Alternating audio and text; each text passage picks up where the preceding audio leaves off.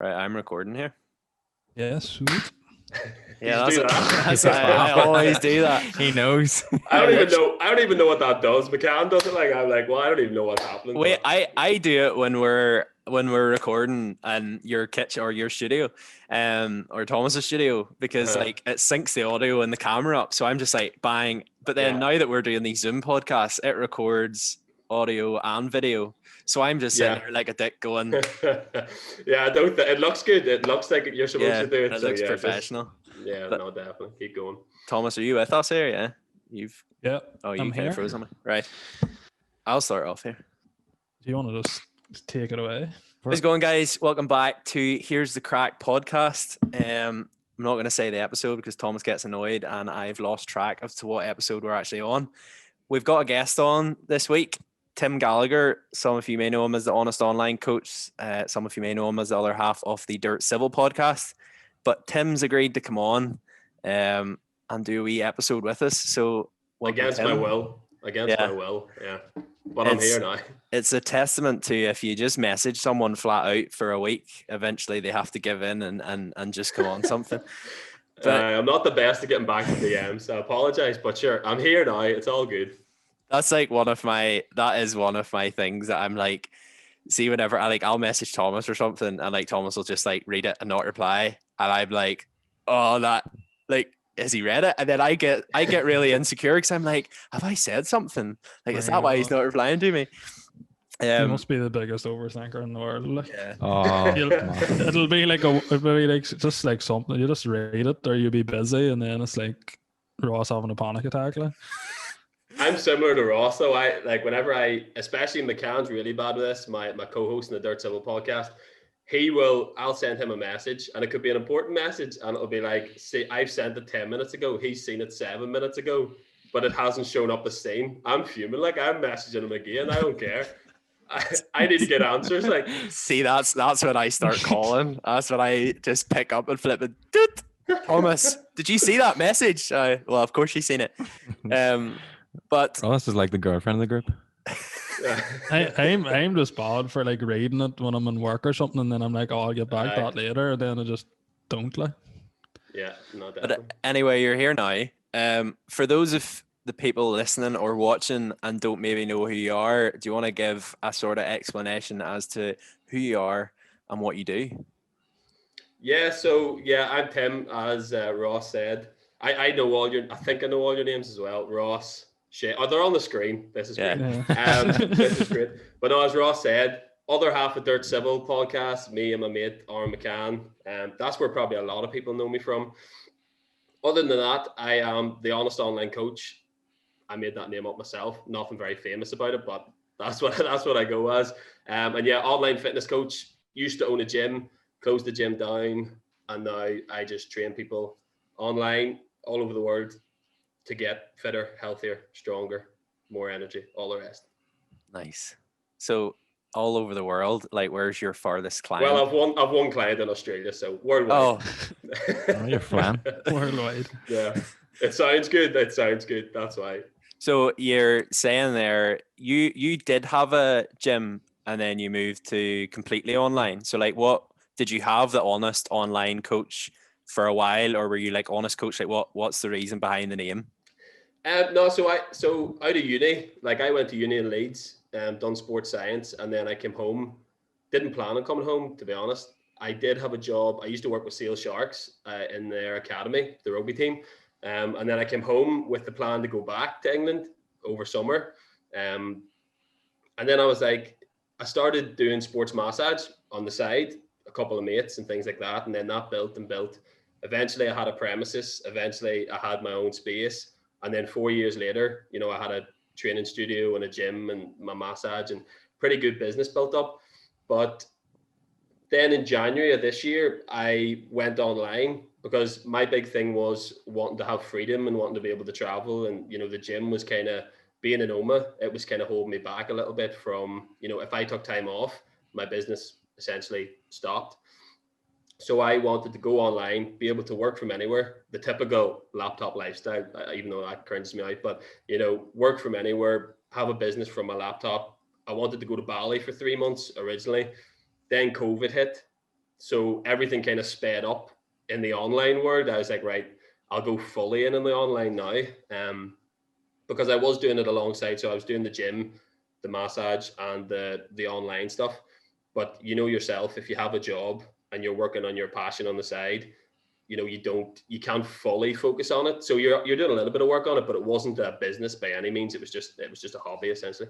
And then I closed the gym kind of because of COVID, but also I was just like, this is the time to go fully online. This is the time to really push the online business. And yeah, I just went mad at it. Like the past 6-7 months, put a lot of work into my marketing, sales. Online's a totally different game than, going into the gym at 6 o'clock in the morning, training people. It's totally different. I had to learn a couple of new skill sets essentially. But now it's flying. I've got a list of about 40-45 clients now that I train, keeps me busy. And whenever the borders do open, I'll be able to, travel and go wherever I want. The plan is to move to London in July with McCann, actually. I don't know if McCann has actually told anyone that he's moving to London, but exclusive. Now, so. Exclusive. That'll be clickbait there. Were you not chatting about that on the podcast there, like before? Here, we probably were. Honestly, people tell us things back. Like I'll get messages like, "Oh, thanks for mentioning this in the podcast." And I don't even remember mentioning that, to be honest. I don't remember what I say on the podcast a lot of the time. But yeah, we probably did chat about it. But I think it's pretty certain now, July time, move to London and see how things go over there. But is there anything like you miss from like the one-on-one coaching or in-person coaching, or are you sort of preferring the online? No, I definitely miss, I've been coaching people in some capacity since I was like 16, 17. I miss training people in person for sure, 100%. But you can't do everything. If I wanted the freedom and the flexibility to travel, it's not going to work with me training people in my local area, and the freedom and the traveling means more to me than coaching, 4 or 5 clients, as much as I love it. And I do, I still work with a lot of football teams and get involved in local teams as much as I can.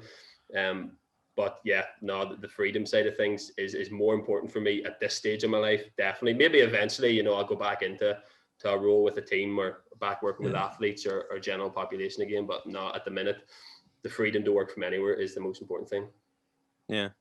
And do you think now that you're like 100% online, it's give you a bit more time to like focus? Because that's one thing, like over the past few weeks, we've been kind of chatting amongst ourselves, all 3 of us, and like all 3 of us are at uni, all 3 of us have jobs when we're not at uni, and then we're trying to get this up and running. At the start it was really good because you were like, it was something that it was consistent every Sunday, but like now the deadlines are coming in and stuff, it's really hard to like, you feel like you are spreading yourself so thin.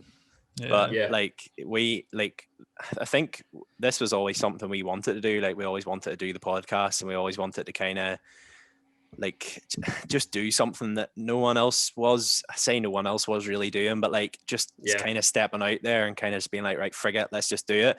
And now it's like you realize the amount of work goes into it. So it's like whenever people are like, oh, you're just making videos or you're just doing podcasts, like it's not that hard work. It's like, are you serious? Yeah, it's mad. No, it definitely takes time. It definitely does. And but at the same time, like if you guys wanted to do it and you wanted to make it happen, you have to just go all in. And you have to, like with you guys having jobs and uni, that's quite busy. But you've got the time. It's just if it means enough to you, you just got to make it happen. And if it doesn't mean enough to you, then that'll show. And one of you will be like, oh, I couldn't be asked to do it this week. And don't get me wrong, sometimes I can't be asked to record, and McCann's the same. But overall, we love doing it. We love the podcast, and it's turning into like we're doing things with the podcast and trying to make it into a bit of a brand, and whether that involves clothing or whatever way you want to do it. Like you see some of the biggest podcasts in the world and they're huge brands. We do want that, but we don't want that and then have to sacrifice our enjoyment for doing it, so it's a fine balance. But we love doing it, and it doesn't seem like a job. Yeah. At all. Because me and McCann literally just, what we talk about in like a coffee shop, we're in the car together, is essentially the podcast. We just have mics with us, so that's essentially what it should be. It should be relaxed and just having a bit of crack with your mates. And people, if people listen and they buy into that, and they buy into that sincerity and the genuine friendships, that's what I feel like people really enjoy, especially with group podcasts or pairings, Yeah, we Is had that sort of one of the reasons that you did start a podcast, or? Sorry. Yeah, I can't even really. I was trying to think of this whenever you messaged me, Ross. I was like, how did we start Drit Civil? Because that's definitely probably going to come up. But it was McCann. Yeah. McCann obviously has his comedy, very well known comedian in Northern Ireland, and he will be, I'm pretty sure, all over the UK at some stage very soon. But it's kind of, he said to me, I don't know if it was him or me. I think it was. I'll say it was his idea because he'd go mad if it was his idea and I take credit for it. So I'm going to say it was his idea, but I think we just chatted about it and said, exactly. But we were in the same class at school. We've been best mates since 12. We were 12, 13. So whenever podcasts were a thing, and I guess with me and him, with my business being massively social media, Instagram, that's where a lot of my clients come from. I put out a lot of fitness content. And then with him, he is a comedian. So it was around the time that he'd done the Joe Rogan skit, and a lot of he was putting a lot of videos out that were getting big traction. So I think we seen the podcasts that were doing well, and we were kind of like, could we do this? Do we want to give this a go? And then we both listened to podcasts. I think you all probably do as well. And we both had our own podcast that we loved. And we were like, let's just try it and see what the crack is, see if people listen. It was a way for him to, get things out, try even little comedy bits that he maybe, it's a different way of trying it. And it's worked out really well now because he hasn't had, comedians can't do gigs. So, it was a way for him to be funny in a different way, and then I'm there to bounce off and tell him he's not funny, essentially. But no, that was really how it started. We were just like, let's give this a go. We were very lucky to have a studio there sitting for us. We knew a couple of guys, a couple of local comedians, that there was a studio there. It wasn't charity funded, but it was for the community to use. And with it has Shure mics and the top equipment. So we were very lucky that way. And we just walked in, we gave it a go, and we got pretty good listens off the bat. But obviously that McCann being so well known and having a decent following, helped that. So, and then it's just grown since. In terms of the success of it and all, did you expect it to do as well as it has, or were you surprised in any way? Or I think I didn't really have a clue, to be honest. I didn't even know how you hosted a podcast. Yeah. You boys probably didn't either at the start, and you have to kind of ask around. Exactly, you have to kind of ask around, and McCann was like, we got it sorted, and then we put it out there. And I think the first episode, I don't know how, but people are still listening to the first episode. It could have 40 downloads today, which is, that's crazy to me. I find that mad. I don't know. I don't even know how that works. And I don't know how people, but it's obviously because it's been on Apple and Spotify for so long, it's obviously just been, plugged into people's, home list. I don't know about you just watching it, but I know for me, I started off with the new ones and sort of worked my way back. I haven't got to the first one yet, but I think that's probably a reason why that's happening. But it probably is. And listen someday. Yeah, and I think lockdown, people are trying new podcasts and stuff. So I think people are just maybe hearing about it and then going back to listen. But no, in terms of the success, we had no real, nothing we were aiming for. We just enjoyed doing it. We just enjoyed doing it. Just like I enjoy putting out videos on Instagram, just like he enjoys doing skits and comedy stuff and funny stories. And we just done it. And thankfully people seem to enjoy it. Yeah. And what sort of podcasts would you listen to? You were sort of saying you both listened to podcasts before you started. What sort of ones were you into? Or? Well, funny thing is, I never listened to a comedy podcast. Never in my life. I listened to a lot of fitness, personal development, businessy kind of podcasts. I would listen to a bit of Joe Rogan if he had someone on that I was interested in, but they're 3.5 hours. 3.5 hours is a long time to commit to a podcast. But No, I just listen.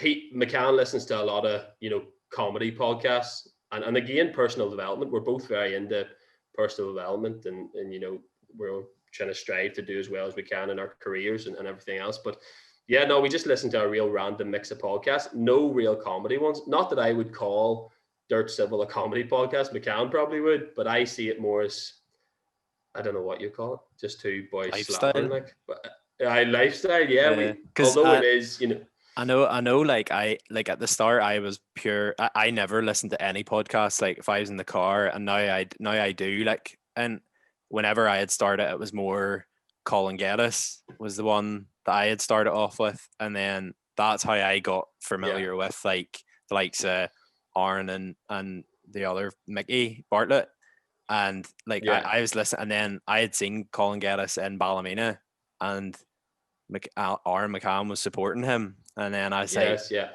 he was funny. That was me and a mate were there, and we were pissing ourselves like. And then afterwards, we were like, it's just I'll stick this Drit Civil thing on, and just sort of give it a listen and see what it's like. And I think you've got quite a niche sort of the whole friendship. Sort of like because I was looking at it, I was like, Drit Civil, like what is it? And then when you explained it, I was like, oh, he's the dirt and you're the civil and all. I was that is quite.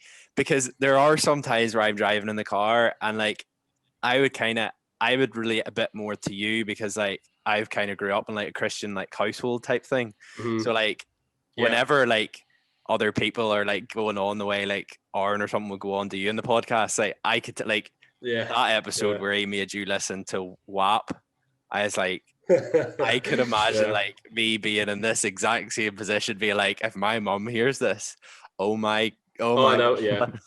Like there's sometimes like we'll be on Xbox and like my mum will walk in to like leave like towels or something in my bed, and like Thomas is just sitting there like effing and blinded, and I'm just like, oh, turn the volume down, and she's like, who's that? And I'm like, oh, nobody, like not Thomas.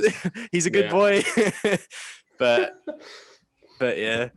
No, 100%. And me and McCann probably shouldn't be mates. Like if you were to look at the two of us, we're very similar in a way, but we're also like totally different beliefs, upbringings, whatever. But we just seem to really gel and work together. And I think that's what a lot of people like about the podcast, because we obviously have a lot of listeners, that are comedy. And then we've got a few, we've got Christian listeners, we've got listeners from all backgrounds, all over the place. And I think that's what they like. It's just a genuine kind of friendship. And it shows that you don't have to, and Mum knows what McCann's like. Like, McCann comes over here quite regularly. He tries to hold his tongue, but he struggles, like he really does. But effing and blinding all the time. But Mum loves the podcast, which is mad. Like, some of the episodes I'm like, maybe you should listen to this one, but she loves it, and it's kind of like, it shouldn't work, but it just does. And it was actually Geddes that made the name up. McCann will try and take credit for it, but it was actually Colin Geddes that thought of Drit Civil. And then McCann passed it on to me and was like, oh, Geddes was like Drit Civil, to play on the fact that I'm filth and you're a decent person. And I was like, here, that actually works. And it does sound like a brand. You see some brands and it doesn't make sense, but it just works. It looks quite nice together. And then we just went with it. I didn't know that was like the reason it was called that until like the other day, like one of them mentioned it, and then I was like, that actually makes so much sense. I know. It just sounds like a brand, like you're right. Like in terms of like the branding, like like Drit Civil and all, but like with the honest coach, like was there a reason why you chose that name, like in terms of like the branding of it, or was it just sort of like how did it come about? I think whenever I was going online, I wanted an identity that wasn't just my name. Yeah. And the fitness industry at the minute, in my opinion, it's probably in like the best place it's been in a long time. But with, I guess, people like James Smith, people that are coming through, dispelling all the nonsense and just saying it as it is. And I wanted, I guess with honesty, that's what I wanted my message to be. Anything I say, I might get things wrong. I might say things that other people don't agree with, but I wanted it to always have an undertone of, I'm being honest, and everything I do is just to try and help people live a better quality of life through health and fitness, So I think when I was thinking of names, I could have just went Tim Gallagher, coach or whatever, but I wanted it to be a brand in itself.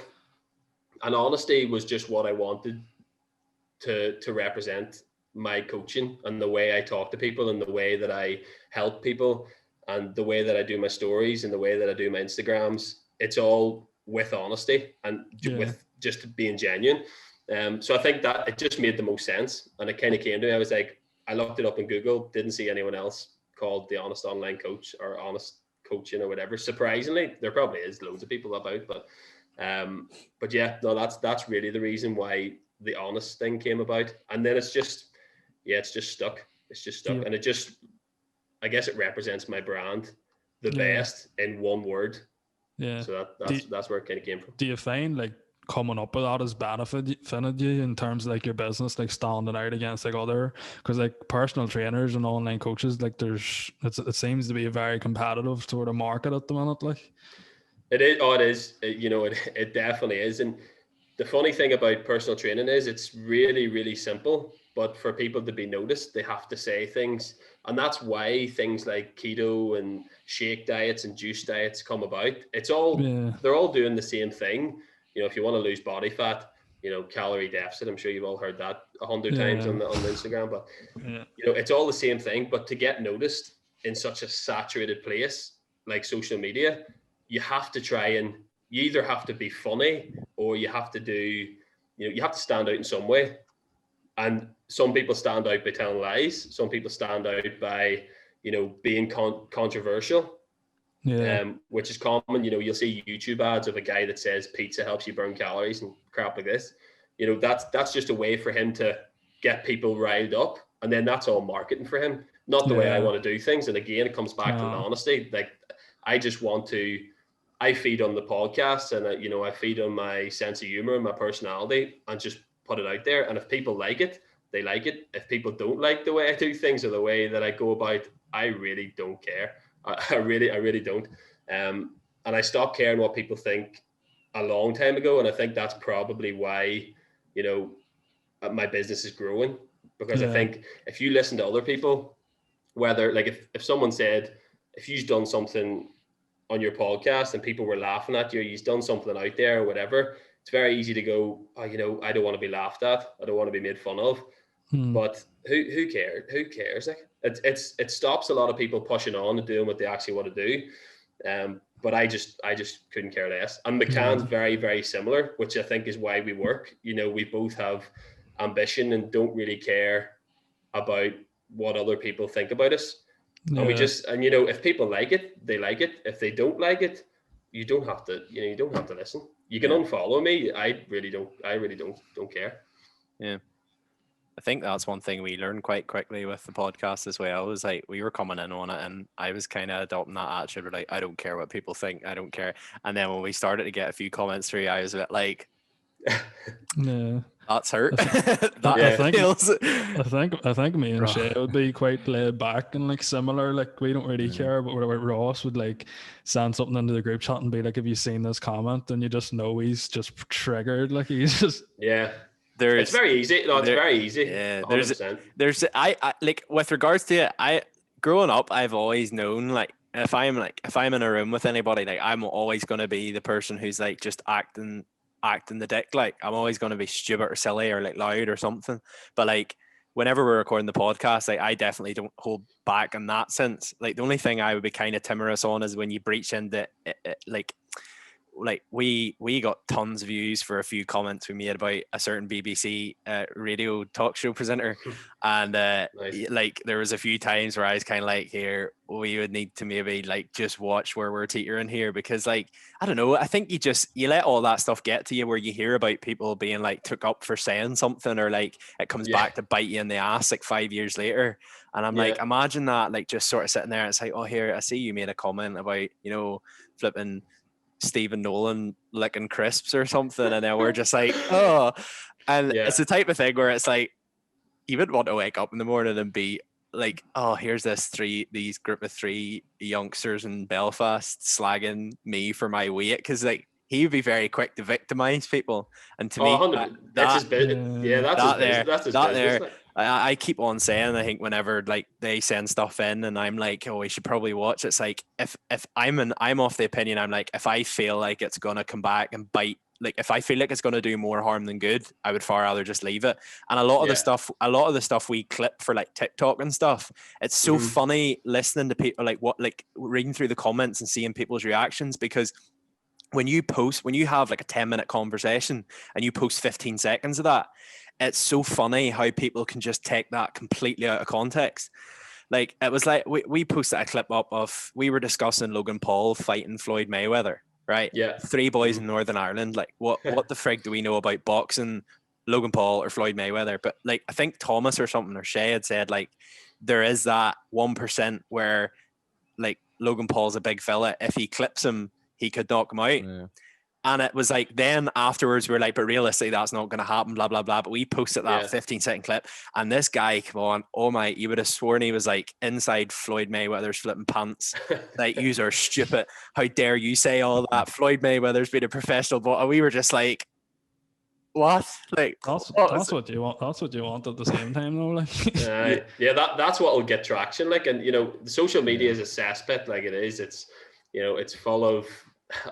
It's a joke, but cancel culture it's real. Like I think on the podcast we don't hold back. Like we don't really go into politics much because neither of us have a clue about politics, so it's just not something we chat about. But obviously in Northern Ireland, sectarianism and all this here, we have the crack with that. McCann's a half a Jaffa, I'm a Protestant, whatever. No one really, but we get Catholics and Protestants whatever following us. No one really cares. It's just Northern Irish banter at the end of the day. I think it's the younger generation have got past all that. Like there was a girl shouted us out on her podcast, and like she basically, the line she had used was, it's so funny because 2 of them's a Catholic and 1 of them's a Protestant. Was that Sarah? No. Yeah. And she was like, it's so funny how they all like bounce back off each other and like they make fun of it. But like that's just it. Like that's like I think that's a young person thing now, where like the majority of people, like if we put out a video on TikTok, like a clip where like, say, I don't know, like Thomas put up a clip where he had said like you never ever see any tricolors or something on the pavement. And like the amount of people, and it was all like username 1957, username 1940. Like it was just like and like anybody else was just like, yo, go on ahead. Like it's a young person thing where like I'll do something and Thomas will be like, you're so Protestant. Like why are you doing that? That's just such a Protestant thing, like, But it's a generational thing. It's like, thankfully younger generations, aren't. It's not as evident in Northern Ireland now, thankfully. But it's just we just have the crack with it. Yeah, we just have the crack. Because before you came on, I said to Thomas, I was like, it's going to be so good to get another Protestant on this podcast because I feel outnumbered. Me too. McCann will he will be a Catholic some days and a Protestant others. He kind of just takes whatever tickles his fancy, He went to a Protestant school, but then he'd say something and I'm like, what's going on? I don't even know what you are, but it's just I take a mick out of him for it. Like. One of the things we sort of spoke about in the podcast is like in Northern Ireland, the likes of like content creators and all, like a lot of people would sort of frown upon it. Like it's not that common over here. But like you obviously, we do your Instagram and YouTube, a bit of YouTube and like the podcast, obviously. Like, did you find up and coming like growing your channel or growing your Instagram and like the podcast? Did you find you got much like abuse or like stick from people, or did you like you don't really care about that type of thing you're saying?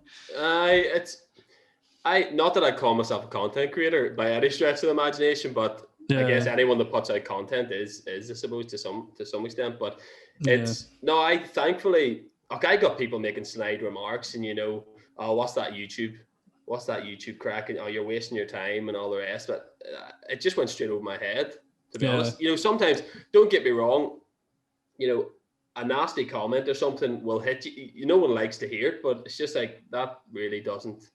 And the person that's saying it is normally, you just look and go, here, that's not even worth my time. That's not it's just not even worth my time. And anyone that I like to surround myself with the people that push you on and understand why you're doing it, and want to get the best out of their life as well, and are ambitious and whatever. So I like this. All my mates are like that. I don't know if that's happened because I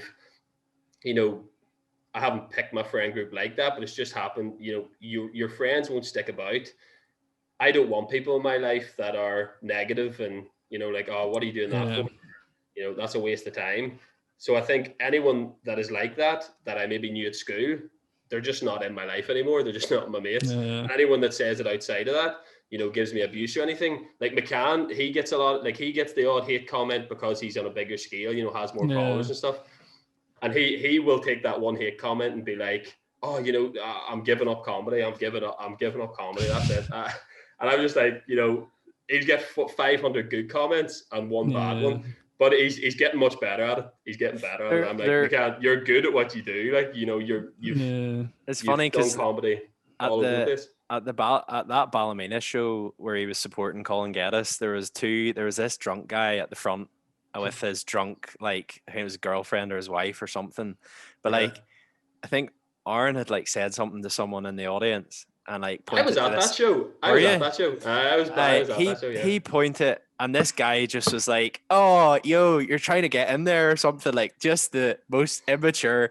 Yeah. And like, I just kind of like, he kind of like sat for like 2 wee seconds, and I remember looking at me at like, I was like, what's he gonna say? Because I that was my first like comedy show, so I was like, frig, like, what's he gonna say? And then he just like came over to him and sat right down in front of him, and you just knew, like, by the way he sat down, I was like, this boy is gonna get annihilated. He mopped it up so well to the point where I was just like I think you have to have a thick skin if you are doing stuff like that, like. Yeah, 100%, especially comedy. Here, I couldn't do what McCann does. I just couldn't. You had talked on the podcast there a while ago about. Did someone not ask you about a live podcast or something? Is that something user, or maybe that's in like a wee secret? I'm supposed to be doing 3 minutes of stand up at the start of it. That was the whole thing. McCann was like, if we do a live podcast, and we sell it out, you have to do 3 minutes of stand-up. So yeah, we'll see how that goes. I'd be more into like a TED talk or something. I don't know if I'd like the comedy side of things, but fair play to any of them boys, Geddes and all them comedians. It takes a certain type of person to be able to do that and pull it off well, like, for sure. Yeah.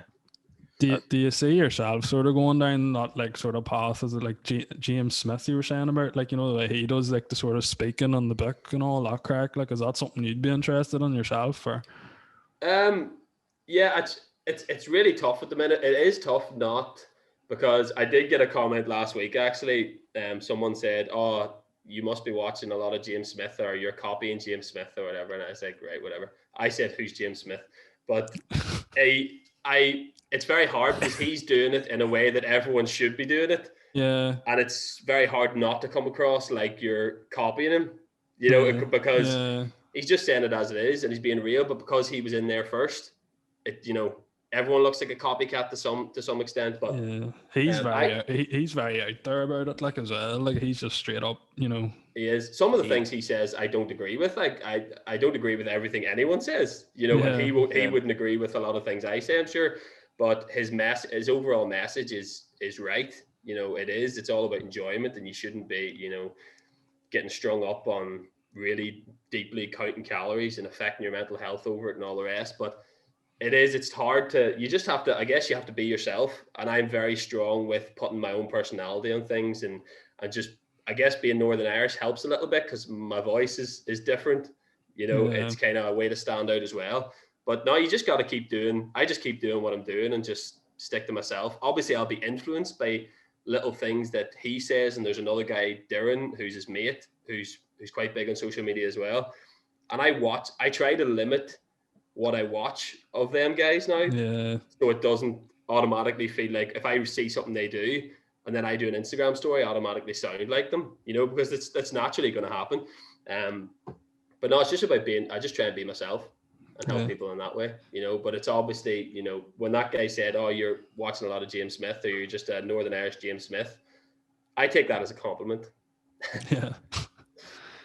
I think True Geordie said something about that, like on one of his last podcasts, about like he tries not to watch too much YouTube or like other content creators because he doesn't want it to like affect what he wants to do. Like he has like a clear vision type of thing of what he wants. Like.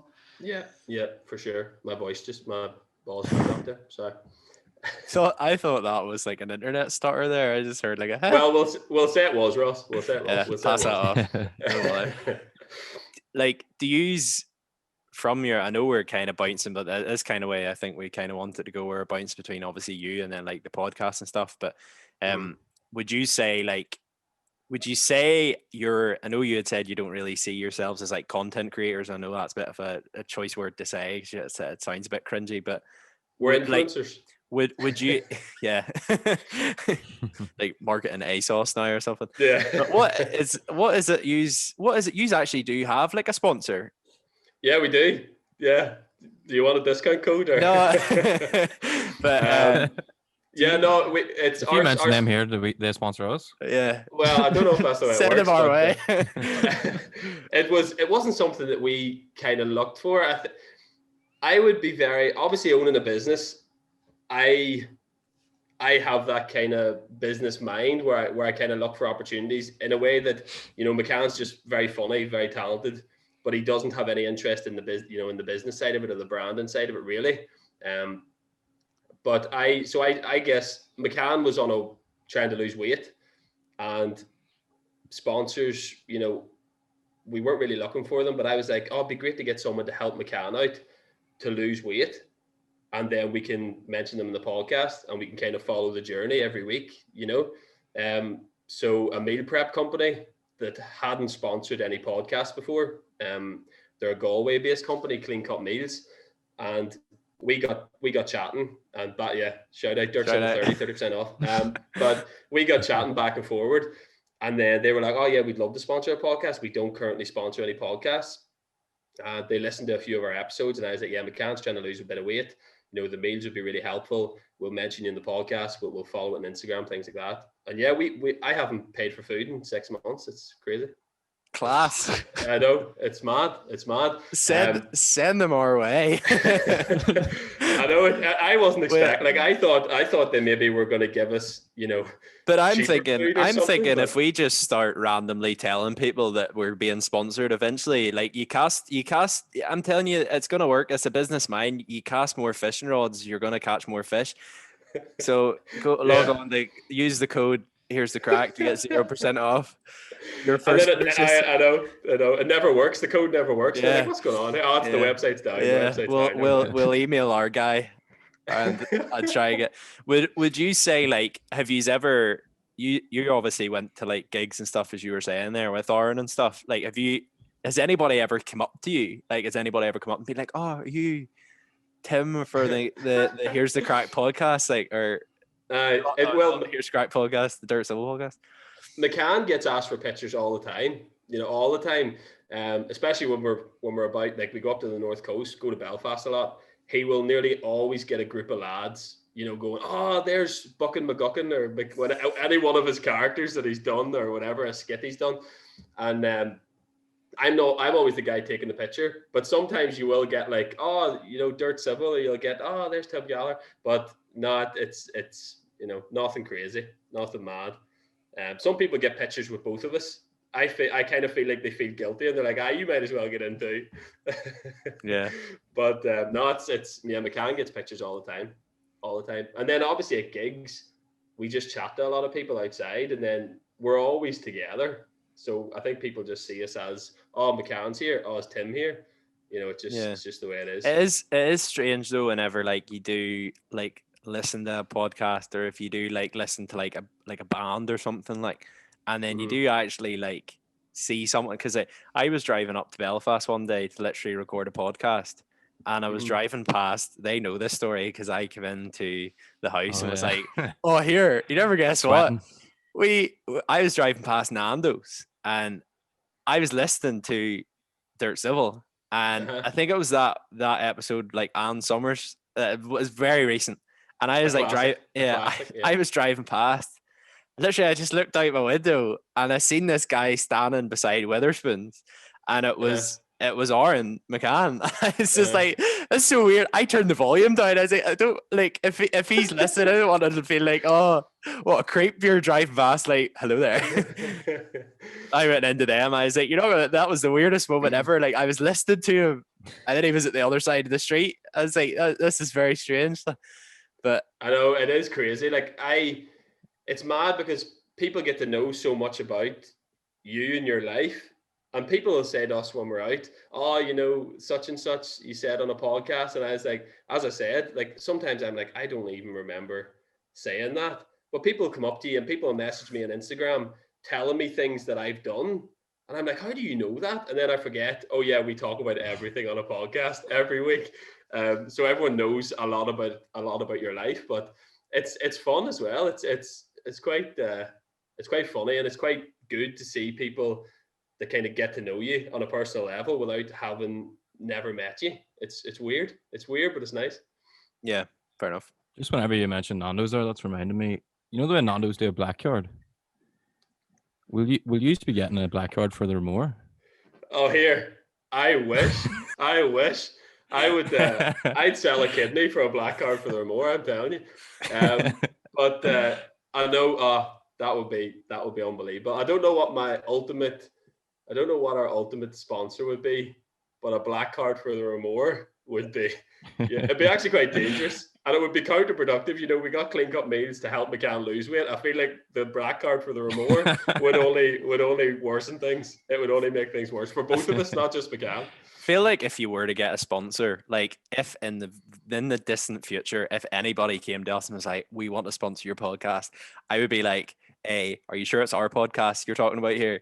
And B, like, what's going on? Because I feel like if we were to work, you'd want to work with a brand that was really like kind of dead on, where you weren't stuck to like a script. Because I've noticed in the recent ones of the general banter one, like Colin Geddes has got sponsored by the what's it called? The Manscaped. The Manscaped. In my head, I was about to say ball trimmer there. Well, that's what it is. Yeah, he's got sponsored by that Manscaped, and he's just like, you come on and like you normally hear it's like, oh, guys, if you want to get your manhood in good shape, use this Manscaper. Yeah. Whereas he's just like, listen here, if you want your flipping ball sack in some shape, get this thing rattled on. And you're just like, oh, like how is he getting away with that? It's clearly just they're happy enough to let him. Yeah. But then I suppose like listening to his podcast, like they would have to be well versed in like what they're letting themselves in for, because like his podcast is just mad. Yeah, I think for a company like that, it suits a podcast like that. Yeah. Companies that are a little bit more strict and have to be by the book, they'll look for a little bit more, podcasts that don't say anything too controversial, which Geddes is the opposite of. He just says what he thinks. Yeah. And he's become very successful because of it. But it's just, I think we wanted to work with someone. We never even thought about sponsors, but if we did want to work with someone, or if an opportunity came along, we would both either have to really like it, or have used the product, or really we don't want to just promote something for the sake of it. Doesn't make sense to us, because as we said, it's not really a business to us. It's a hobby that we enjoy and want to, take as far as we can, but we don't see it as, we're turning up to work to record the podcast. Yeah. We never want it to be like that. That takes away the fun out of it, Do you feel like the podcast has helped you as massively? And McCann reminds me every day that he is he's responsible for all my clients apparently. And he goes, he always says, Tim, I could cut you off tomorrow. And I'm like, here, it's all good, I'm fine. It definitely does help. A lot of people that I chat to, a lot of people follow me, I guess, because of Drit Civil, and then naturally they are exposed to my fitness content because that's what I put out a lot of. And then, it all goes into the cycle of people wanting to work with me, and then, me helping people out in terms of the health and fitness. And a lot of them come, like I have a application form to work with me, and at the bottom it says, how did you find out about the Honest Online Coach? And a lot of the time it will say Drit Civil. A lot more times than I'd let McCann know. It says Drit Civil, but it is what it is. It is what it is. You'd be looking at percentage, really? Oh, here, 100%. 100%. But I hear he gets enough of me. It'll be all right. I got him a clean cut meals. I got him free food. He'd be grand. Keeping him watered and fed. Exactly. That's all that man needs. What, like, did it take you long? Because obviously, like you're saying there, you came out of uni and then you weren't coaching like online, but you did start your own business. Like you bought your own, I assume you leased or bought your own premises. Like, what age were you whenever you were doing that? Like, was that not very, at that age, were you not kind of like, this is a big risk to take at such a young age to not, or did you always know that was the route you were going to go down? I think growing up, I always knew that I was going to work in health, fitness, or sport. You know, I always had an interest in business as well in the background. But I think when I was applying for unis, you know, I applied for all sports courses. I loved playing sport. I loved watching sport.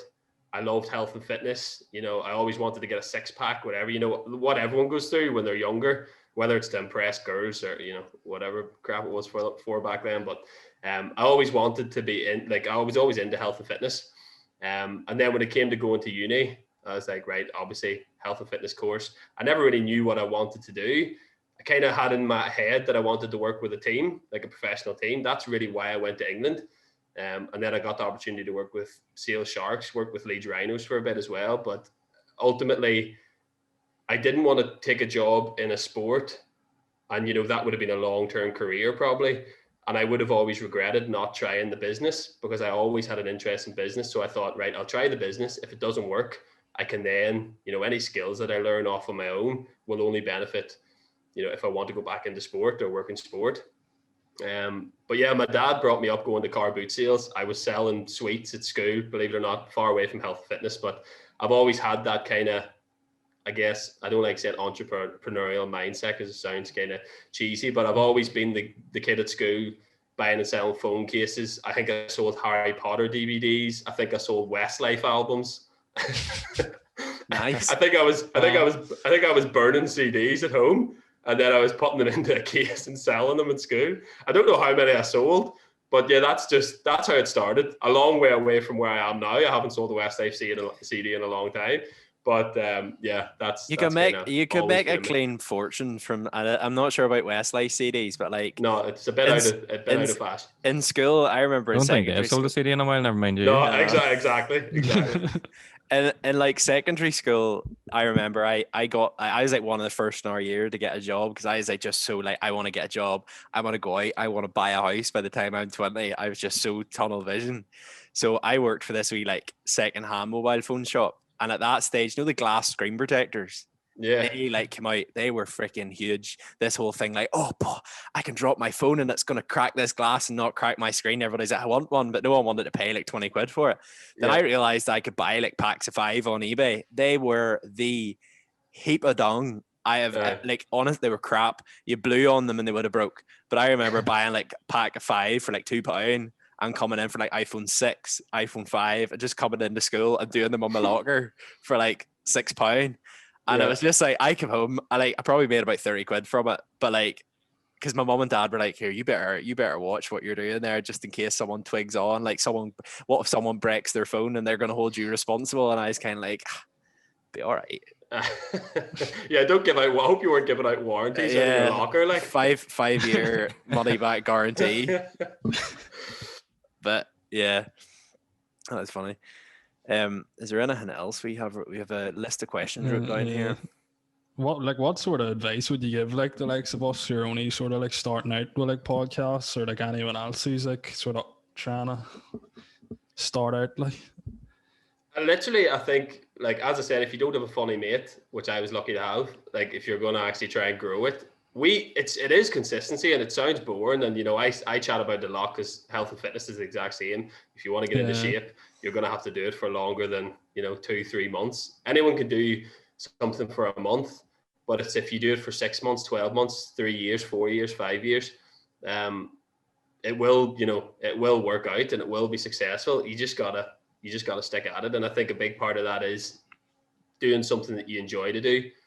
If you're forcing yourself to do something, like if you don't actually like podcasts or you don't actually enjoy doing this, you're just kidding yourself, really. You know, it's not gonna be natural, it's not gonna flow, and it's not gonna be something that it's just going to create tension. It's just going to, you know, it could even upset friendships and things like that. Yeah. And I think you have to love it. Now, don't get me wrong. Sometimes I hear this a lot, like, oh, do something you love and you'll never work a day in your life. No one wants to, you know, there's many things that will be in a podcast that aren't enjoyable. Yeah. That's not what I'm talking about, but I'm just talking about the general kind of love for doing the podcast and just chatting with your mates and, you know, getting people's feedback, getting your listeners involved. That's great crack. And, you know, you just have to stick consistently at it and it will grow. You know, it mightn't grow for 6 months. But you just have to, if you're doing it for the right reasons, that 6 months of very little traction will not affect you. But if you're not doing it for the wrong reasons and you're trying to grow it to make millions, which, you know, is a far-fetched dream for a podcast unless you're Joe Rogan, but it's you know, it's just not gonna be sustainable at all. So I think just find something that you enjoy, whether it's a podcast, whether it's YouTube videos, whether it's, you know, editing videos, whatever it is. It doesn't have to be anything like that at all. You just have to stick at it for long enough to see rewards. And so many people get so far and then they're not seeing rewards and then they give up. It's like that little guy that's digging for diamonds and he's like that far away from getting the diamonds and then he turns back. You know, you just have to keep going, and it will, momentum and the compound effect and the snowball effect is extremely powerful in anything you do, I believe.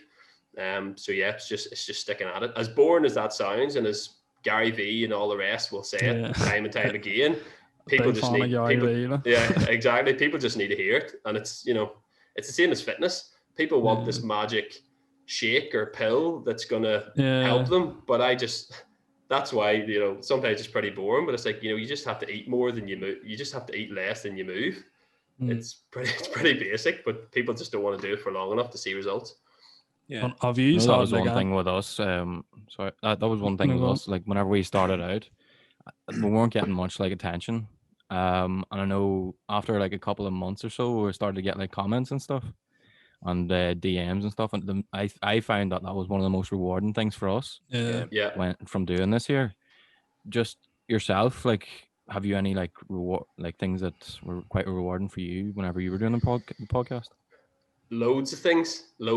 Like, I guess the first time someone reshared it on their story, that was pretty, like, that's cool. You know, you're like, oh, well, someone actually cares enough to screenshot this, share it. And, you know, that's very nice to see, because it actually shows, wow, us two slabbering in a room, people are actually enjoying it. And then the DMs, you know, I get a lot of nice DMs, people saying, you know, whether it's, you know, I'm a Christian and I love to see your Christian outlook or whatever, whether it's that or whether it's just like, you know, your podcast cheers me up through lockdown, you know, even as far as some people being like borderline, like depressed, struggling with their mental health and messaging saying, you know, the podcast is what's getting me through. That's, you know, I find that mad. That's obviously the most rewarding thing. Definitely the most rewarding thing. The fact that you can cheer someone up just by slabbering and chatting and just having crack with your mate is extremely powerful. But other than that, I guess hitting certain amount of listens, and like, I think we're on like 256,000 downloads, which I looked at it and I was like, how does that even? And a lot of it is, you know, McCann will remind me, you know, he brings a lot of them in, don't get me wrong, but it's really nice to see that Drit Civil as a podcast has been listened and downloaded. And as I said, people still downloading it. Like, I'll say to McCann, like, I look at the analytics and I'm like, McCann, 50 people downloaded the first episode today. And we're just like, what is even going on? But it's just what sort of numbers like would you be getting like on each one? You know, if like you were to put up a podcast like next week, like what, like, is there like a sort of target user like, oh, this is done better than, or is it just sort of like you're happy with how it is? They're pretty consistent. They're pretty consistent, I guess. Whenever lockdown hit, you know, that podcast was quite well, because I guess more people were on their phone. But no, ultimately they're very, very consistent between, you know, 5,000 and 10,000 listens an episode, roughly. Some will be slightly less than that. Some will be, you know, the first one. I don't know what the first one's on. You know, and I don't. Some people will say, oh, why are you saying you're listening? I don't really care. Like, it doesn't really bother me. I find it as mad as you guys probably find it. Like, how is Tim and McCann getting listened to that amount? I find it as crazy as everyone else, but it's just like, yeah, it's mad. I think the first one's probably doing the best at the minute, but that's obviously just because, you know, people are going back and starting. Yeah. But they do stay quite consistent with the listens. Yeah. Our first podcast done pretty well, like on YouTube and stuff, and I would still notice it growing. There's like, maybe out of the 15 podcasts we've uploaded on, like, I would be more on the YouTube side, and Thomas and Jay would be more on like the audio side, like Spotify and whatnot. Mm-hmm. But like, I'd be looking at the YouTube side and being like, right, that's great, but like, and you're still getting comments from like videos that were maybe put out like 4 weeks ago, and you're like, what? Crazy. Like how? But there was a girl that commented the day, and it's like, we put up a video which is like reacting to all of our like TikTok comments, so all like the flipping 1957, like, you boys look like you're still in bed and all this here. But we put up a video like reacting to all them, because we were like the reaction videos are so big on YouTube, and we like, I enjoy doing them, like. But some girl commented today, and I sent it in our group chat. I was like, this is actually quite funny. She was like, why is this on my recommended, like, question mark? And I just replied to it. I was like, I don't know, but enjoy. And it's like, you know, she's just going to be like, see the, like, why is this crap on my, like, she's probably from like flipping Uzbekistan or something. Like, what's these three Northern Irish guys talking about? Like, yeah. But no, definitely. Yeah. I think the first one will always be the one that will get the most traction, you know, because people, if someone recommends your podcast, they're going to start at the first one, you know, and then if they don't like it, that they won't listen to anymore. But yeah, a big thing for us was just staying consistent with it, and, you know, just trying to get. We have a really bad upload schedule. We're all over the place, but as long as we try and get one out once a week, you know, we're pretty happy. We're pretty happy. Well, for coming back to like you and your honest online coaching and stuff, if there is someone listening to this who say wants to maybe start like losing weight, start trying to improve themselves, I don't want to do your whole sales speech, but like, what's the way, like, if someone wants to get in contact with you, like, where would you start in terms of like, you know, if like, because I feel like that's a big thing with online coaching, is that you don't honestly know what you're getting yourself into, and like, once, it's not like really going into a gym where if you don't really like it, you can turn around and never go back again. But like, once someone pings you like a DM or like fills out a form, like, they're in your front door, like, you know what I mean, there's no real getting away. Like, you'll probably be messaging them like like, where would you start with someone like that, like, just in case anybody's listening to this and like, I'll go to the honest online coach for some life improvement.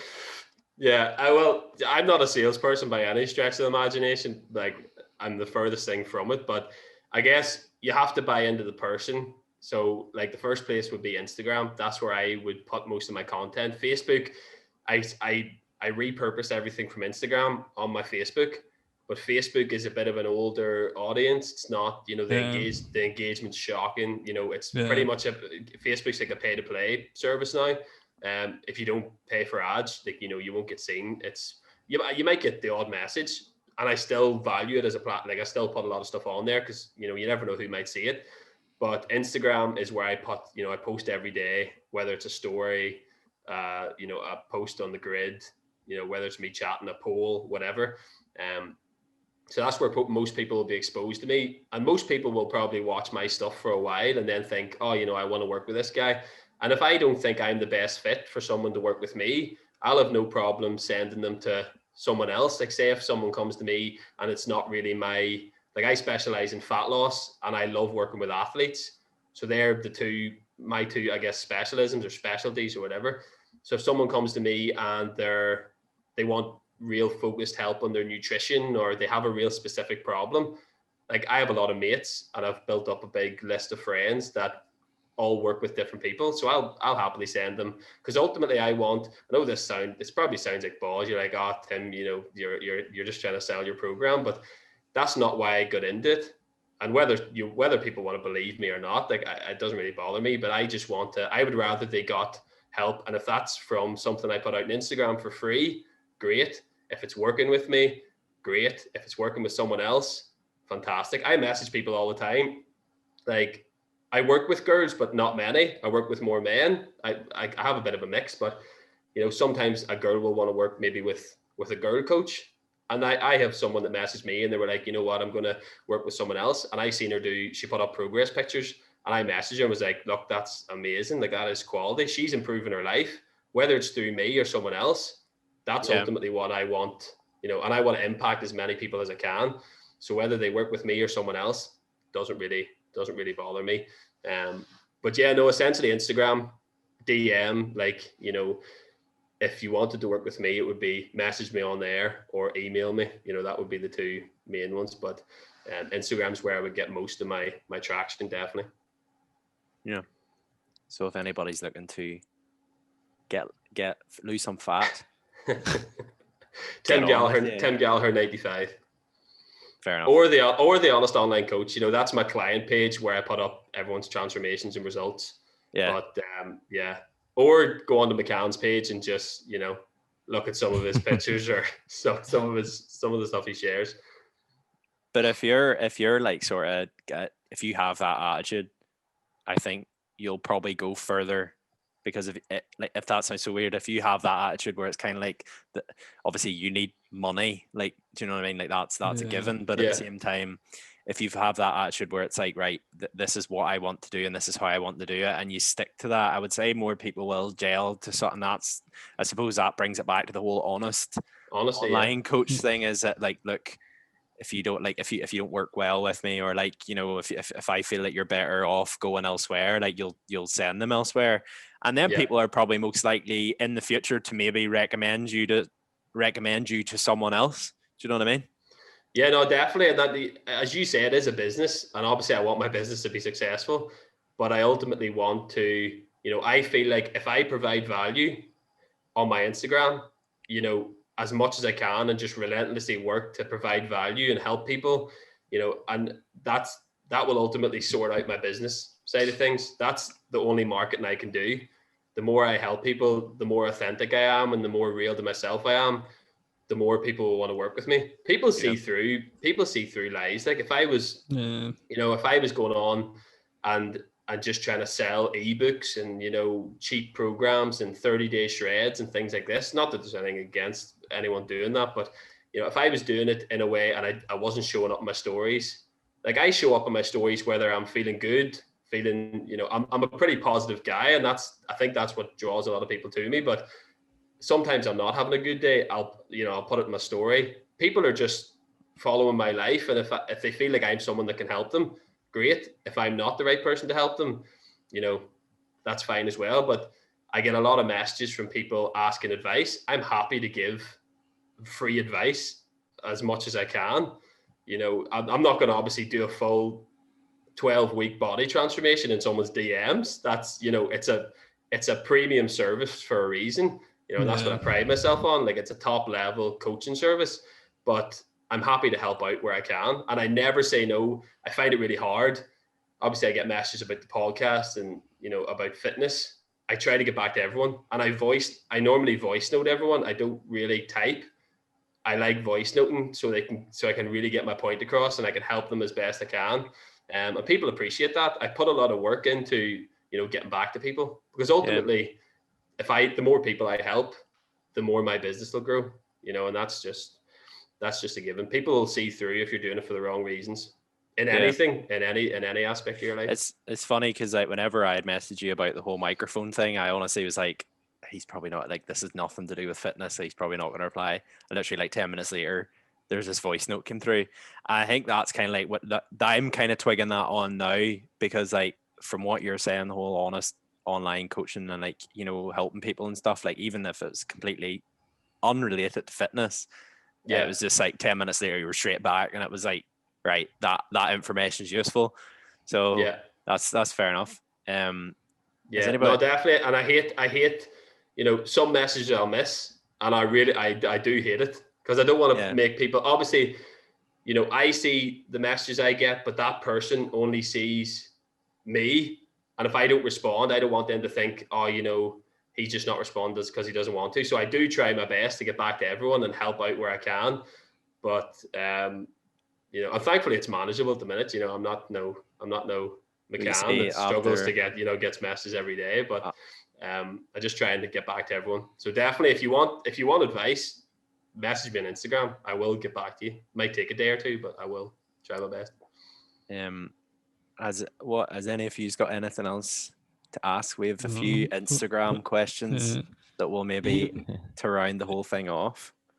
Yeah, sounds good. Do you we don't want to keep you any longer. Yeah, no, it's all good. I'm just boiling and melting here. I don't know. I need to tell my mum to turn the immersion off, but I'm all good.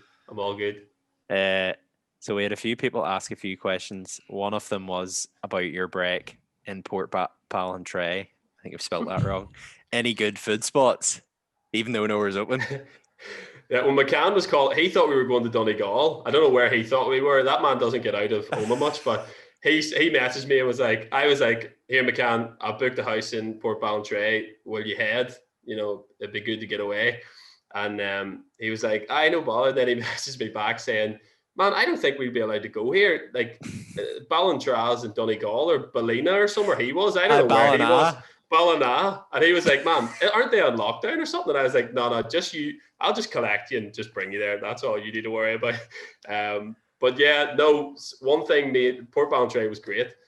I had McCann in the sea this morning at 7:00. Yeah, we seen that. I wish I would have videoed it. It would have been. Gaddis actually messaged me and was like, I would have drove down to video that. It would have been fantastic content. But yeah, I definitely should have videoed it. That was a big miss. But it was good. Unfortunately, restaurants are closed, which is a big hit to me and McCann because we are massive food people. You know, we eat out a lot. We're experts when it comes to sharing platters. Although we're not a couple, we like a good sharing platter. Did you not get a Ramore takeaway? No, we didn't. We got pizza and we got Yee's Chinese in Bush Mills. So shout out to them guys. I don't know if they have much of a social media game if they listen to podcasts, but use our discount code. Here's the Craic for 0% off. We got a Ramore pizza there like 2 weeks ago. Me and a friend were up like taking photos out around Port Rush and Port Stewart, and it was really windy. It was that stormy day, and we stopped in and ordered it online. It was actually really easy, but the thing is, Ramore, you have to wait so long. So we waited like 45 minutes. And didn't he come out with the 2 pizzas and the flipping dirty fries? We drove from Ramore because it was packed all the way to Port Stewart to park up to eat. He didn't have a knife, he didn't lift knives or forks. And Ramore's pizza isn't cut. So here's us sitting in the car, scooping freaking dirty fries and eating them. And people were looking in the car, and like I had a big like pet chili chicken pizza, trying to flip and rip it and like just scooping it in my mouth like some flipping. Oh, it was awful. Oh well, my car's covered in like sausage roll pastry. It's covered in pie pastry. You know, yeah, McCann's not the tidiest eater in the world. I'll tell you that much. And more of it goes on the floor than it does. Yeah, so I can't wait for restaurants to reopen. I'll tell you that much. Can't wait to sit down and not have my car filled with puff pastry. That'd be great. Would I be right in saying, Tim, that you choose your holiday destination or your stayovers based on the shower in the apartment? Oh, how do you know that? That is spot on. I've said that. What's that about? I assume I've said that in the podcast or something, have I? I heard that in the podcast and it's just stuck with me, and I'm just like, what? I can't. Yeah. Elaborate, please. If the shower is in the bath, I won't stay. Do you know them awful showers that are in? You have to step in. Oh, is this the ones you have to yank them up out of the? Yeah. Nah, can't do it. No, not happening. Like I like a good shower. So if it's one of them rainfall heads, I'm all for it. You know, I'll even pay extra. I'll pay extra. But if it's like a small shower or I'm having to step over a bath to get into it, I'm likely to keep scrolling on booking.com or Airbnb, wherever it is, because the shower has to be solid. This one had a jacuzzi bath. I turned the jets on, loads of black stuff started coming out. So I didn't even get a jacuzzi bath. And I put in my story, I'm having a jacuzzi bath. So Instagram's a lie, guys. I didn't enjoy that bath. A lot of people think I did. I didn't enjoy it. It was an awful experience. But anyway. Oh my word. Yeah, most people look at the beds and stuff. You're just straight over to the bathroom. The pictures of the bathroom. Exactly, the shower. And if there's no picture of the shower, no thanks. Not for me. And a balcony. I like a balcony. I like a balcony as well. I must say. You stayed like near the Arcadia, didn't you, in Port Rush? The penthouse. On your stories. What was that not expensive, la? Just balling. Yeah, no, yeah. We take notions. I'm very impulsive when it comes to things like that. With my work, I break my work into like 3-4 month chunks. So essentially what I'll do, like I'll work really, really hard for 3 months and then I'll just rent somewhere. Like normally by the sea, normally with a balcony. And normally I'll ask McCann here, are you bored? Will we head away and get a feed and, you know, just stay somewhere? Obviously at the minute it's not as fun because you can't go out to restaurants and stuff like that. But no, I just go to clear the head. I like getting into the sea in the morning, as mad as it sounds.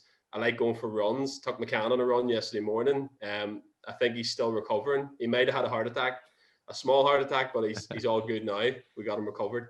And but yeah, it's just something that I've got into a habit of doing. It is probably quite an expensive habit, but I guess with no foreign holidays, it's, you know, it's I guess it's just justifiable, and it clears my head and it gets me in a good space to go back into work now for the next 2-3 months. Well, that was actually one of the other questions that someone had asked. I'm not gonna say names because I don't want to name people, but she had asked travel plans for next year, saying this year is an absolute show, all being we're allowed out. She's worded that really weird, but I think what she's trying to ask is, have you any travel plans for next year that isn't Northern Ireland? Yeah, well, as I said, I'd planned to go to Bali in January for 3 months, but I probably won't feel comfortable going away in January for that long. So yeah, I think McCann's planning a tour, so that'll be a week somewhere. That's probably over like England or Liverpool, Manchester, Glasgow, London, that kind of thing. So that'll be decent to get away, probably do podcasts and stuff when we're away. And then the move to London, that I don't think I've said anywhere. I think I have said it on my stories, actually, maybe. It's not a secret or anything. It's just like, that's the plan in July.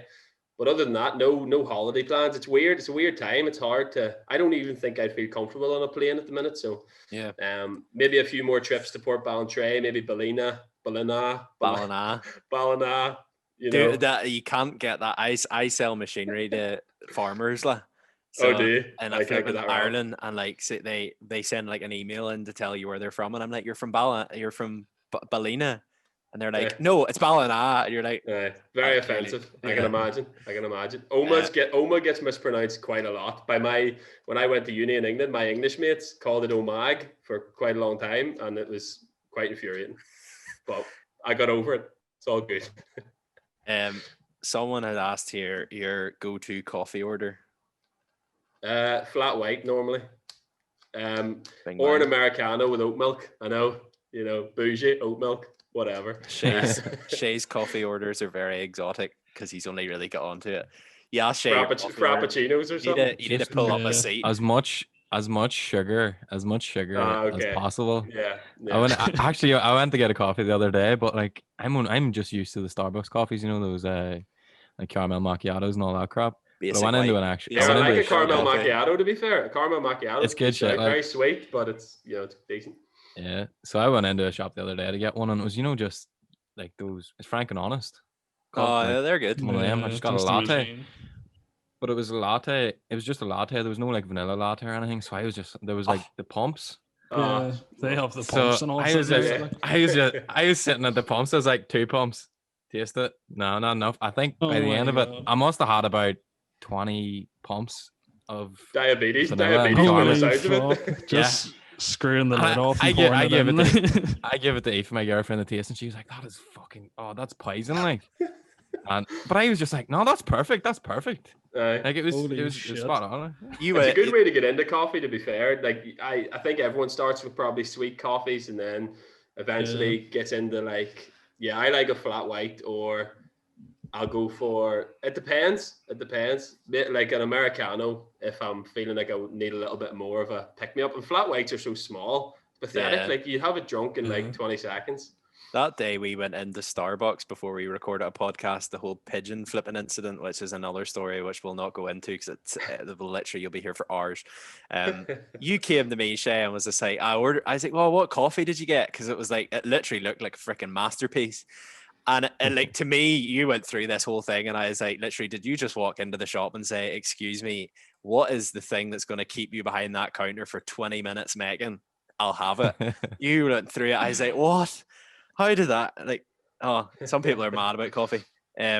Someone else had just asked, what's next for Drit Civil? Oh, yeah. Well, back recording that'll be the big one. I think we're going to be back, not this week, next week, back with an episode. So that'll be, I can't wait. And yeah, there's another big thing happening, but it hasn't been announced yet. So I'll not say what it is, but it's very exciting, very exciting. It got finalized today. You can probably make a good guess at what it is, but it's kind of the general what everyone does eventually. But yeah, I can't wait for it. It's going to be very exciting. And it's going to be another thing where, you know, I said when people message about the podcast and share it in their story, I feel like this is going to take it to a whole other level of like recognizing people that listen to the podcast. So it's going to be, yeah, it's going to be good. If you can decipher from that what I mean. But no, not yet. I think, yeah, we're going to announce that probably on the next podcast. So is there any, someone had asked here, is there any local, like apart from comedians, obviously, like, is there any local Northern Ireland people that you watch or listen to yourself? In any content, just I guess. Literally, is there any local Northern Ireland creators you watch / listen to? There's probably loads, but it's trying to, I guess on TikTok I follow loads of like decent, like it's all photography kind of stuff. Yeah. There's a guy, Marius Monaghan, who's a local lad, pretty close to me. He travels all around Ireland and does pretty cool cinematic photography type stuff. That's very, very cool. In terms of health and fitness, I follow a lot of local, I'm in like, I guess, mentorship groups and stuff with a lot of other online coaches. So they're all doing similar things to me. So I follow a lot of them guys, but I wouldn't want to say anyone in particular because I'd have to say like 40 people. Yeah. And I would feel bad for leaving people out. But other than that, I'm trying to think, obviously all the comedians, as you said, like General Banter. I listen to Mickey, Deck Chair and Yums the odd time, but I only listen to that. I don't really listen to comedy podcasts much, to be honest. We were on General Banter, which was, again, another thing when you say about things that were mad. It was normal for McCann because, you know, him and Geddes have been really good mates for a long time, but I grew up watching Barry the Blender. Yeah. So to be on Geddes's podcast, and now, you know, we're mates, but it's like being on that was, I kind of had to be like, that's pretty mad. I used to watch you in your garage beating up a boxing bag with a bandana on your head, and now you know on your podcast. Barry the Blender's top 10 tips for what was it? Fighting terrorists and pedophiles. Like, I know it was, his videos used to be class, and then, you know, naturally, obviously, I just got to know him through McCann. But other than that, here's the Craic podcast, pretty solid listen. Yeah, but that's nice. About it. That's the main one. Like that's the main. That's the whole reason I asked you that question, so you'd say that. Yeah, I just remembered to say it there too. I nearly forgot. We have Tim hooked there up seems to be a pretty tight knit. Go ahead.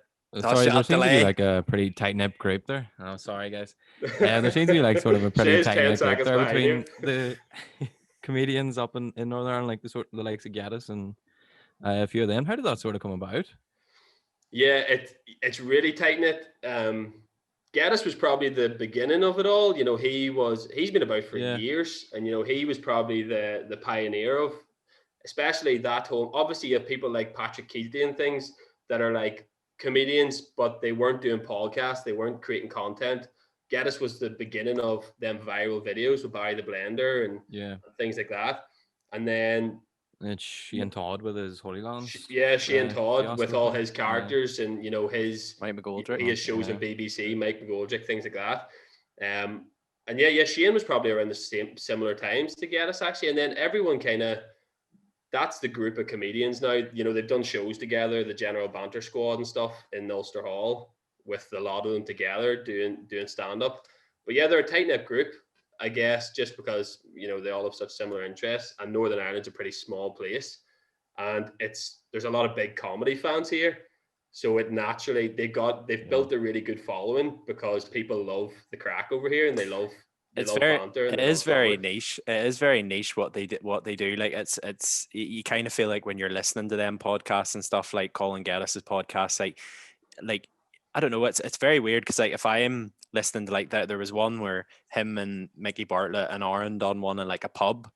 And it was just kind of like with that, they create such like a vibe where it's like you honestly feel like they're just like a group of, and that's kind of what we wanted to do with this podcast as well, where it's like it didn't feel like you were going on and listening and like putting effort into listening to something. With that, it felt like you were kind of like in a pub with your mates, albeit like three a lot more funnier people. But like at the same time, it's like they do it so well, and I don't even think I don't know if they mean to do it or not, but the way they do it is just so. It's so niche, like the way they go about it. But yeah, no, I think Northern Ireland has some of the best comedians around, and that's not me being biased. I genuinely think like Geddes and Shane and even Dave Elliott and McCann and all the rest of them, you know, any comedy I've seen in Northern Ireland has been an amazing standard. You know, obviously you've got your general comedians like Michael McIntyre and TV comedians. They're not really, I suppose they're not really doing the stand-up circuit or anything like that. Yeah. But, you know, Northern Irish comedy is extreme, is of a very high standard. 100%. Do you see like any of the likes of the like Northern Irish comedians getting to like the level of like the likes of Michael McIntyre, like Jason Montford types, you know, like proper massive comedians? Like, to be honest, I don't think a lot of them want to, and that's not in the way that I think, you know, there's no doubt that Geddes has been offered big things by BBC and things like that, but they like a lot of what Geddes, McCann, you know, other comedians say isn't the most PG thing in the world. And, you know, whenever McCann chats about his favorite comedians, he speaks about people like Dave Chappelle and Bill Burr, like comedians that wouldn't be classed as, you know, if you were chatting to someone that knew a little bit about comedy but watched TV, they'd say, you know, Chris Ramsey or Michael McIntyre or Russell Howard. But McCann and Geddes, they're like more American comedians, you know, guys that don't really have the big TV jobs, but more have like Netflix specials, things like that. So that's McCann's big dream, to have a Netflix special. And be on live at the Apollo is his two big things. But I've no doubt that, you know, well, Geddes with the podcast is killing it. You know, that's probably one of the most popular podcasts around. And with his brand and his apparel and all the rest of it, you know, I've no doubt that they'll all do well because they're all extremely funny guys. So it's just good. It's just good watching them grow and watching them do their own thing and then come together and be even funnier, you know. There is, we'll end it on this question because there is a few more, but they're all kind of like stuff we've already covered, like about your podcast and stuff and your business. I think this is a good question. So has there been one piece or what piece of advice has stuck with you? I don't really know what that in terms of. I think that's just in life in general. Yeah. I know this is the thing about going on podcast. You get asked questions and you're like, right, let me trawl back 25 years here to see what I've heard. On the spot.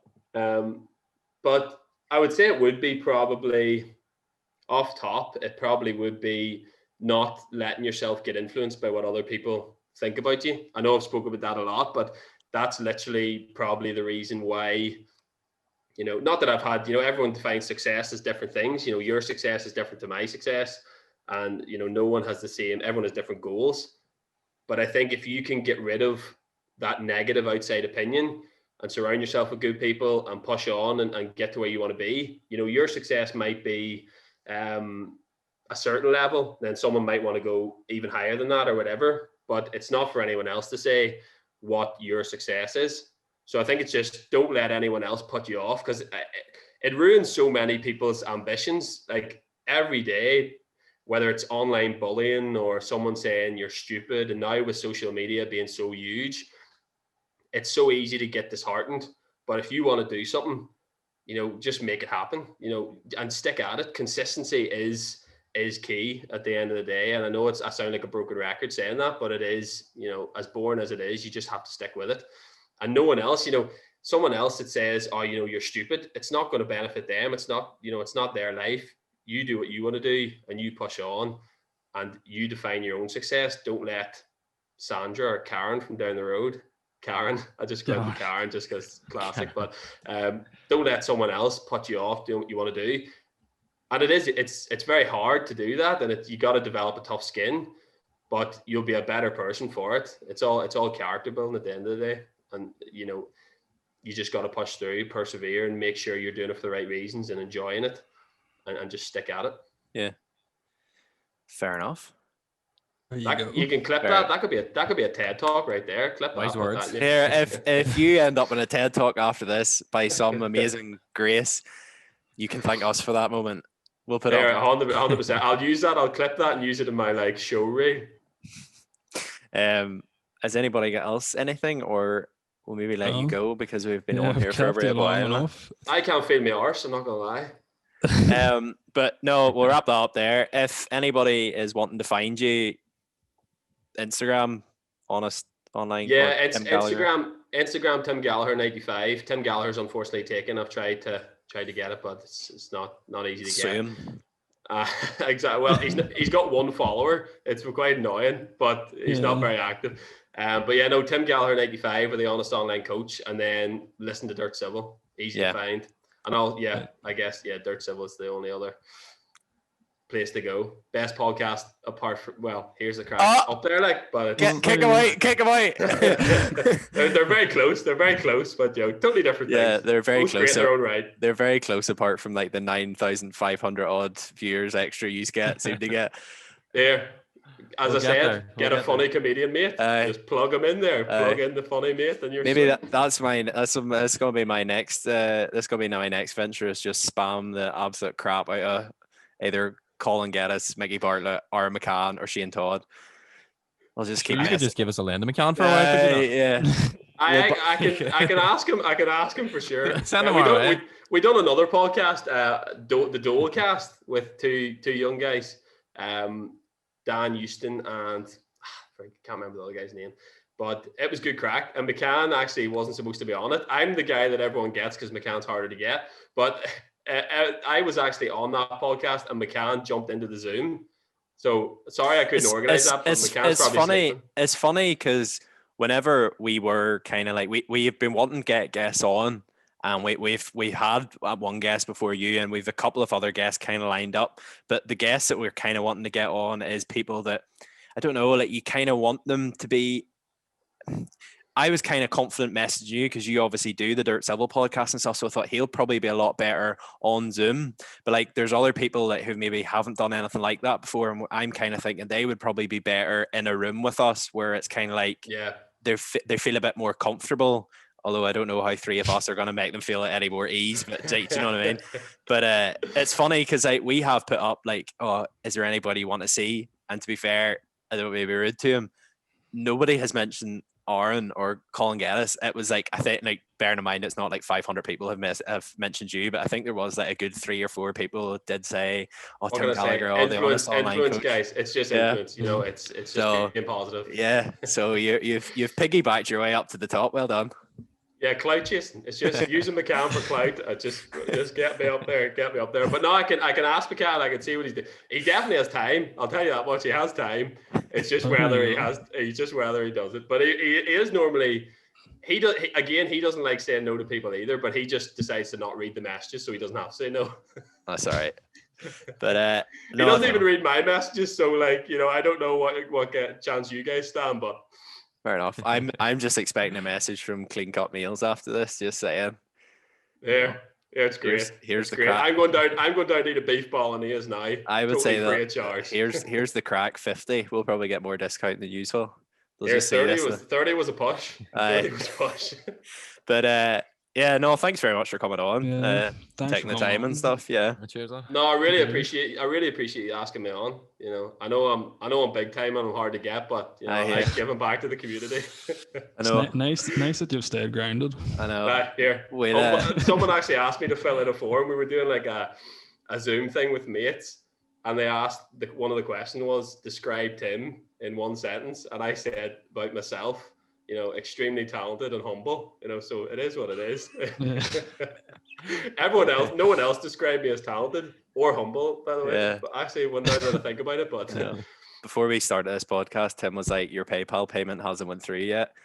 And we were just like, yeah, you charge too much. I hope to get the cha-ching coming through now. But no, thanks very much for coming on. And no, I appreciate it, guys. It was great crack. I enjoy doing these. Good luck with all the Drit Civil and honest online coaching and stuff. Like you'll do well. I appreciate it. Thank yous, and all the best with the podcast. It's a really good listen, and I'll make sure that whenever you get this out, I'll make sure to put it on my Instagram and thank you. Try and get a few people over. Sweet. No, because whenever you message me, Ross, and said, I always love to see people going out there and getting it done and making it happen. So it's good to see you actually here doing it, and it seems to be a success. So no, it's great to see. Yeah, our next guest is definitely we're going to try and get Stephen Nolan on. He hasn't got any of our letters; they haven't come through the solicitor yet, but. He'll be on. He's going to be tougher to get. He's going to be tougher to get than me. I'll tell you that. Yeah, if he comes on this podcast, I'll be saying very little, very, very little. Yeah, but no, cheers. Thank you very much. Anyway, if anybody wants to find him, go follow him on Instagram and go listen to the Drit Civil podcast. And yeah, chat to you later, guys. Cheers. Cheers.